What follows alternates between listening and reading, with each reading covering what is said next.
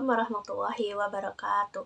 Perkenalkan, nama saya Rohayani dari Prodi Administrasi Publik kelas B Angkatan 2021. Saat ini saya akan menjelaskan mengenai isi dari soal-soal ujian akhir semester yang dengan mata kuliah Bahasa Indonesia yang diampu oleh dosen Ibu Siti Qodaria SSM Home. Nah, sebelumnya saya akan menjelaskan mengenai soal pertama, yaitu tentang penulisan nama gelar, di mana penulisan nama gelar ini sesungguhnya sudah diatur dalam EYD. Menulis atau membaca nama gelar akademik yang baik itu sangatlah penting untuk menghindari terjadinya kesalahpahaman atau menyinggung orang yang memiliki gelar tersebut. Nah, untuk menghindari hal tersebut, kita dapat mempelajarinya dengan pedoman EYD, ejaan yang disempurnakan, di mana dalam penulisan nama gelar tersebut dapat menggunakan tanda titik atau koma yang benar. Nah, caranya itu dengan yang pertama, setiap gelar diketik atau ditulis dengan menggunakan tanda titik sebagai penghubung huruf satu dengan singkatan gelar lainnya yang dimaksud.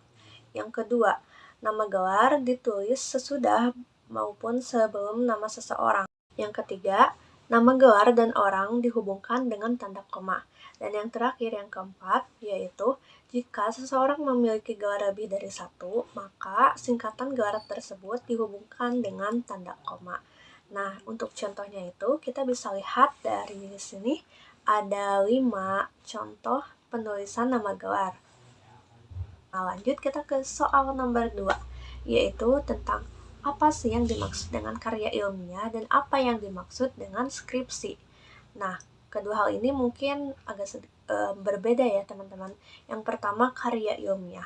Karya ilmiah ini menurut KBBI atau Kamus Besar Bahasa Indonesia yaitu karya tulis yang dibuat dengan prinsip-prinsip ilmiah berdasarkan data, fakta, ataupun observasi, eksperimen, dan kajian pustaka.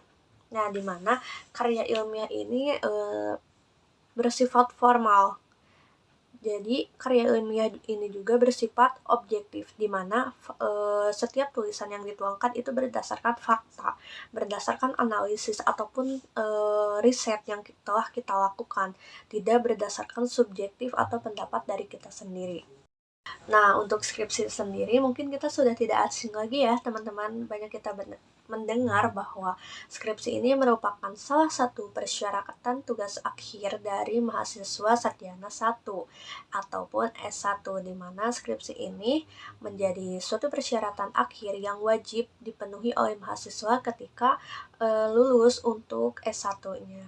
Nah, untuk soal nomor 3, lalu apa sih manfaat dari menulis karya ilmiah? Yang pertama yaitu terlatih keterampilan membaca, di mana kita membutuhkan suatu referensi, riset, analisis, maka dari situ kita mendapatkan manfaat untuk membaca lebih. Yang kedua, terlatih menggunakan hasil bacaan dari berbagai sumber, di mana kita mengambil sarinya dan mengembangkannya. Jadi kita tidak hanya sekedar mengcopy paste bacaan yang kita baca, tapi kita mencoba menggali, mengambil inti dari bacaan yang kita baca itu untuk dituangkan dengan menggunakan bahasa sendiri lebih ringkas dan jelas. Yang ketiga yaitu perkenalan dengan dunia atau kegiatan kepustakaan, di mana kita membutuhkan referensi lain. Biasanya kita pergi ke perpustakaan untuk membaca, mencari tambahan ilmu, menambah wawasan kita dalam mencari informasi yang kita butuhkan. Nah, yang keempat, mampu menyajikan fakta secara jelas dan sistematis,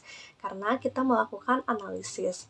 Yang kelima, yaitu kepuasan intelektual, di mana itu melatih kerja otak kita dalam berpikir secara kritis untuk mendapatkan fakta ataupun informasi yang bisa kita pertanggungjawabkan. Dan yang terakhir yaitu memperluas cakrawala ilmu pengetahuan. Untuk soal nomor 4 ini tentang bagaimana cara pengetikan naskah skripsi. Pada dasarnya setiap kampus ataupun universitas itu memiliki kebijakan yang berbeda-beda dalam tata cara penulisan naskah skripsi tersebut. Akan tetapi kita akan membahas secara umum, di mana yang pertama, naskah skripsi ini biasanya diketik menggunakan komputer ataupun laptop. ataupun media elektronik lainnya yang bisa kita manfaatkan. Yang kedua yaitu pinggir atas 3 cm, pinggir kiri 4 cm, pinggir bawah 3 cm, dan pinggir kanan 3 cm dari tepi kertas. Selanjutnya, pengetikan itu hanya dilakukan pada komputer atau media elektronik lainnya. Nah, jenis huruf yang digunakan itu, ini secara umum menggunakan Times New Roman dengan ukuran 12. Dan tinta yang digunakan itu wajib hitam ya, tidak boleh warna yang lain. Selanjutnya juga menggunakan kertas HVS 80 gram atau ukuran 21,21 kali 29,7 atau biasa sering kita sebut dengan kertas A4. Penomoran halaman ini biasanya terbagi menjadi 3 bagian. Yang pertama yaitu bagian awal. Pada bagian awal ini biasakan berisi tentang judul halaman, lembar pengesahan, abstrak, kata pengantar, daftar isi, dan daftar tabel. Nah, sebagai contohnya teman-teman bisa melihat bagaimana cara penomoran halaman sebagai contoh tersebut.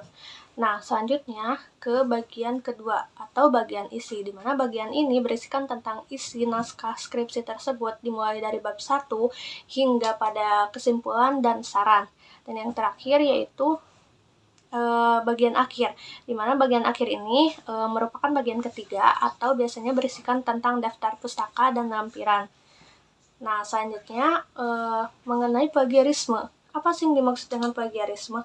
Nah, plagiarisme sendiri merupakan suatu penciplakan hasil karya orang lain tanpa meminta izin atau tanpa mencantumkan sumber di mana kita menggunakan karya tersebut dan seolah-olah menjadikan karya tersebut menjadi karya diri sendiri.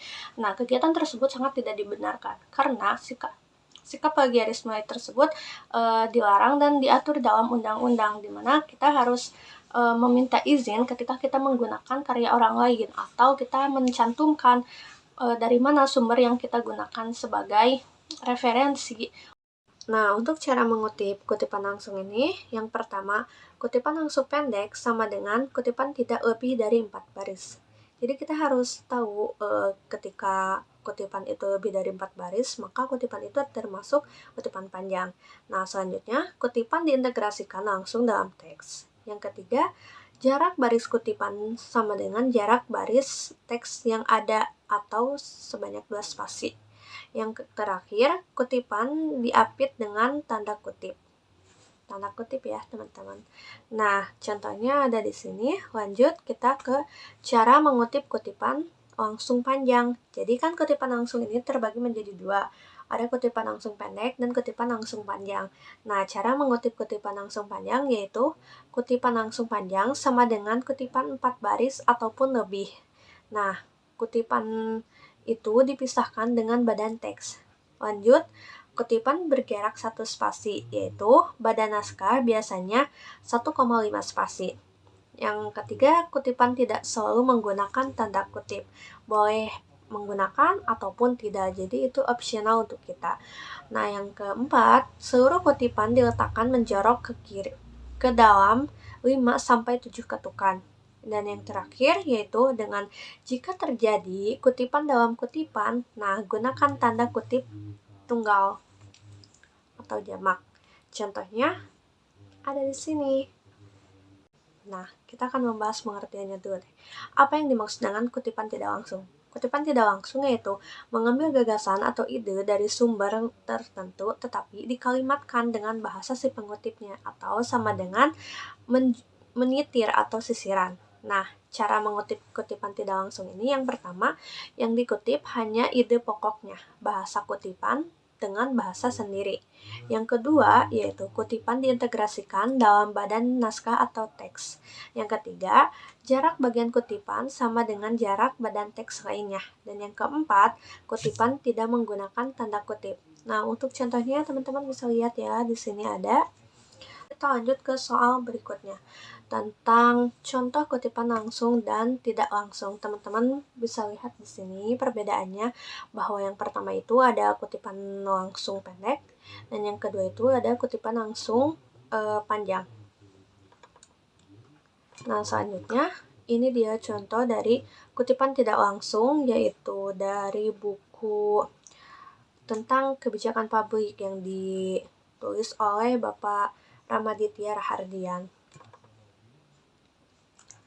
Nah, selanjutnya kita ke bagaimana cara penulisan daftar pustaka.